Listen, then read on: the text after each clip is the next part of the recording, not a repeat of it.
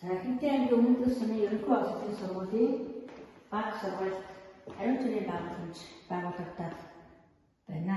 За энэ байгууламжийн болохоор төрийн хэмжээний сургууль цэцэрлэг дотор байрын стандартад нөхөж явдаг халж стандартад нийцсэн ариун цэврийн байгууламжийг сольих ажлын санхүүжилтийн хүрээнд хийгдсэн байна.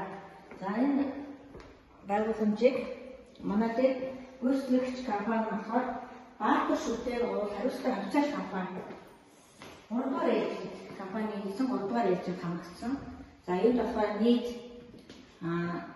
дунд 3-аас 5 дугаар ангийн хүүхдүүд суух суултуур 15, 6 настай хүүхдийн суултуур нийт 4. За мөн бойлертай. За шилтүүрийн тоо 4.